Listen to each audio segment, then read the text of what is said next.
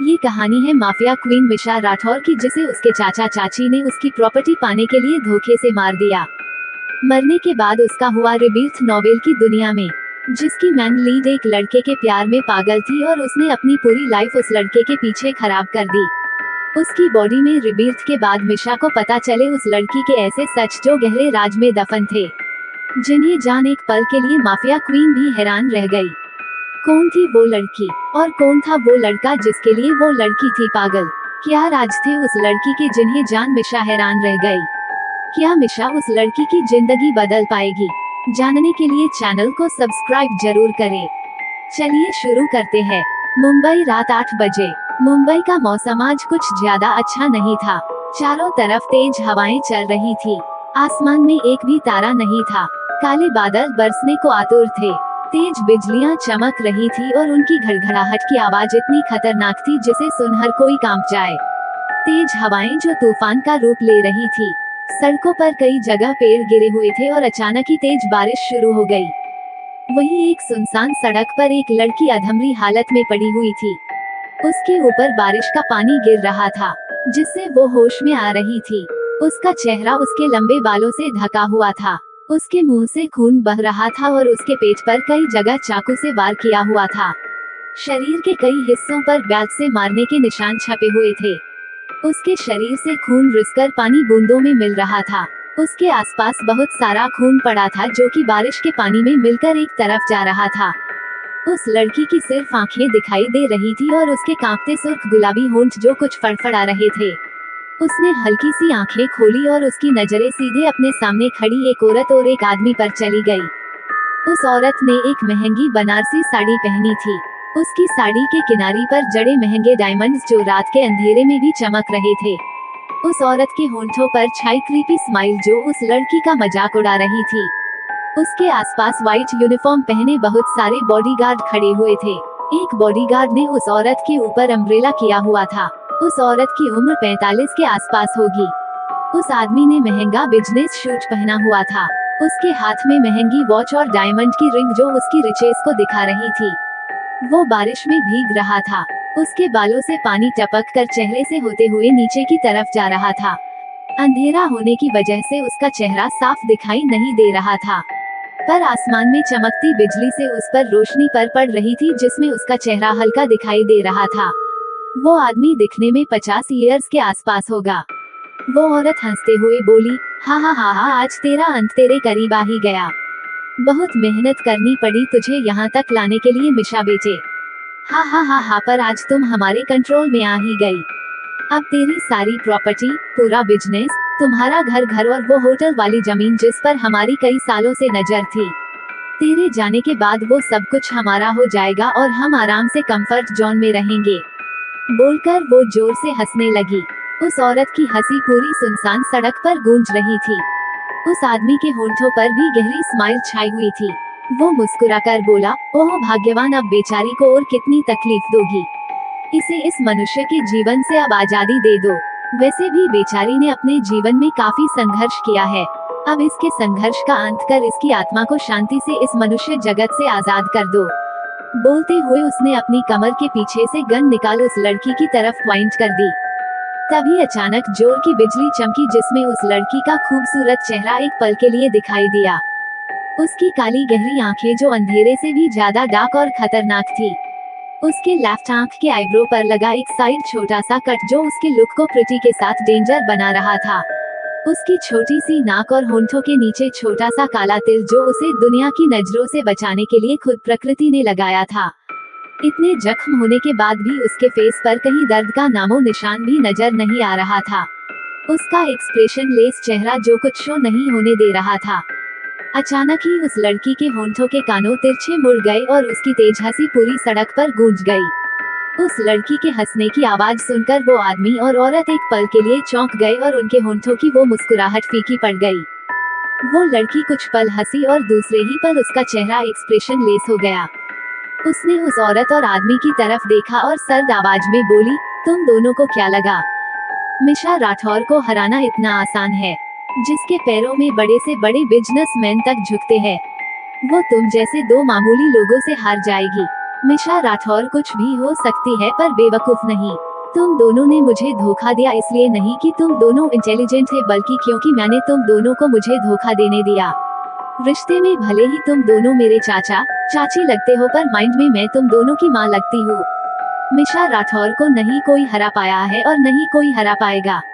मेरी प्रॉपर्टी के जो तुम दोनों ने सपने देख रखे हैं ना वो सिर्फ ड्रीम ही रहने वाला है क्योंकि रियलिटी में तुम दोनों के कुछ हाथ नहीं आने वाला है। मैंने अपनी सारी प्रॉपर्टी पहले ही ट्रस्ट के नाम कर दी है और अब तक तो वो गवर्नमेंट के अंडर जा भी चुकी होगी। हा हा हा हा मुझे बर्बाद करने चले थे, खुद मुंह के बल आ गिरे। हा हा हा बोलकर वो लड़की जोर से हंसने लगी। उस लड़की की बात सुनकर उस औरत जिसका नाम सुमित्रा था और वो आदमी जिसका नाम संजय मेहरा था, उन दोनों के चेहरे एकदम से पीले पड़ गए। उन दोनों को अपने कानों पर यकीन नहीं हो रहा था कि मिशा ने अभी जो कुछ बोला वो सब सच है। वे बेसुध से उसे देख रहे थे। तभी संजय का फोन रिंग किया जिसकी आवाज सुन वो एकदम से होश में आया। उसने जल्दी से अपना फोन निकाल उसकी कॉलर आईडी पर शो हो रहे नाम को देखा और तुरंत कॉल पिक कर कान पर लगा लिया। तभी दूसरी तरफ से किसी की घबराई हुई आवाज आई, सर हमारे साथ धोखा हुआ है। वो प्रॉपर्टी के पेपर्स नकली थे और मिशा मेहरा की सारी प्रॉपर्टी पर लीगली गवर्नमेंट का हक है। उसकी सारी प्रॉपर्टी ट्रस्ट में जा चुकी है। उसने 1 महीने पहले ही अपनी सारी प्रॉपर्टी अपने वकील से कहकर ट्रस्ट में दे दी। अब हमारे पास कुछ नहीं है। ये सुनते ही संजय के हाथ से फोन छूटकर सड़क पर गिर गया। फोन से अभी भी हेलो हेलो सर आवाज आ रही है क्या? हेलो सर आप कुछ बोल क्यों नहीं रहे हो? हेलो हेलो दूसरी तरफ वाला आदमी लगातार बोल रहा था और कुछ पल बाद कॉल अपने आप कट हो गया। मिशा सार्कास्टिकली बोली, क्या हुआ संजय अंकल सदमा लगा है? लगना ही था मिशा राठौर से उलझोगे तो मुंह की खाओगे ही। मुझे आप दोनों के प्लान का 1 महीने पहले ही पता लग गया था। जब मुझे पहली बार ब्लड वोमिटिंग हुई थी। इतना बोल वो चुप हो गई और उसकी आंखों के सामने कुछ पुरानी सी यादें चलने लगी।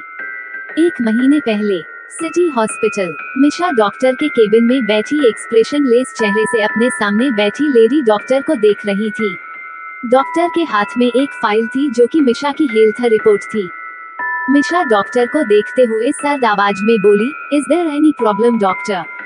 ये सुनते ही डॉक्टर ने सर उठा मिशा को देखा और फिर अपना चश्मा उतार साइड में रखते हुए बोली, यस मिशा तुम्हारी फिजिकली हेल्थ सही नहीं है। तुम्हारे पास बहुत कम वक्त है। शायद अब तुम 2 मंथ्स ही सर्वाइव कर सको। तुम्हारी बॉडी में पॉइजन है जो तुम्हें लगभग पिछले 3 मंथ से दिया जा रहा है। ये स्लो पॉइजन है जो एक बार में बॉडी में इफेक्ट नहीं डालता है बल्कि धीरे धीरे दीमक की तरह इंसान की बॉडी को अंदर से खोखला करता है। ये पॉइजन हर कहीं नहीं मिलता है। ये किसी खास लैब में तैयार किया जाता है और तुम्हारी बॉडी में जो पॉइजन है वो किसी साइंटिस्ट का बनाया हुआ है जिसका हमारे पास कोई इलाज नहीं है। शायद इलाज हो सकता था पर अभी तुम्हारे बॉडी के 50% पार्ट में पॉइजन फैल चुका है। अब इसका कुछ नहीं हो सकता है। बोलते हुए उसकी नजरें मिशा को देख रही थी। ये सुनकर भी मिशा के फेस पर कोई एक्सप्रेशन नहीं आए। उसके फेस पर कहीं शिकन तक नजर नहीं आ रही थी। मिशा ने डॉक्टर के हाथ से अपनी फाइल ली और बिना कुछ बोले केबिन से बाहर निकल गई। मिशा हॉस्पिटल से बाहर आई तभी उसकी नजर एक साथ खड़ी 10 कारों के काफिले पर पड़ी। बहुत सारे बॉडीगार्ड एक लाइन में सर झुकाए खड़े थे और एक आदमी जो दिखने में 30 साल के आसपास होगा, उसने ब्लैक आउटफिट पहने थे। वो मिशा को देख रहा था। मिशा ने इस वक्त ब्लैक बिजनेस शूट पहना था। उसके एक कान में ब्लैक डायमंड की रिंग थी और उसने हाथ में एक्सपेंसिव वॉच पहनी थी। उसकी हाई हील्स की टक टक की आवाज चलने पर कई लोगों को सुनाई दे रही थी। मिशा एरोगेंट स्टाइल में चलते हुए उस लड़के के पास आई और ऑर्डर देने वाली टोन में बोली, रोनित वकील को फोन कर ऑफिस बुलाओ जस्ट नाउ। बोलकर वो कार की बैक सीट पर बैठ गई। रोनित ने जल्दी से अपना फोन निकाल वकील को कॉल किया और उसे ऑफिस आने का बोल कॉल कटकर जल्दी से कार की ड्राइविंग सीट पर बैठ गया। रोनित मिशा का पर्सनल असिस्टेंट था। रोनित ने कार स्टार्ट कर दी और सारी कारों का काफिला एक साथ मुंबई की सड़क पर दौड़ पड़ा। मिशा अपना सर शीट से टिकाई आंखें बंद किए बैठी थी। उसके दिमाग में डॉक्टर की कई बातें चली रही थी। अचानक ही मिशा के फेस पर खतरनाक स्माइल आ गई। वो धीरे से बोली, संजय अंकल। इतना बोल वो जोर से हंसने लगी। उसी हंसी बहुत खतरनाक थी। रोनित एकदम से कांप गया। उसके माथे पर ठंडे पसीने की बूंदें चमकने लगी। उसने अपना रुमाल पसीना साफ किया और ड्राइविंग पर ध्यान लगा ड्राइव करने लगा।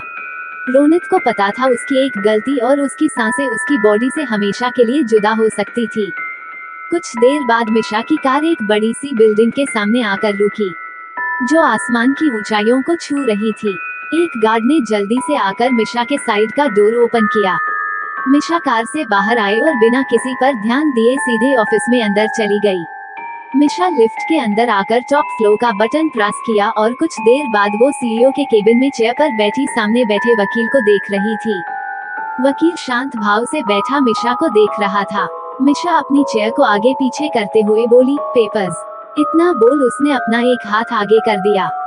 वकील ने एक नजर मिशा के हाथ को देखा और फिर जल्दी से कुछ पेपर्स निकाल मिशा के हाथ में रख दिए। मिशा ने पेपर्स रीड किए। वो प्रॉपर्टी पेपर्स थे।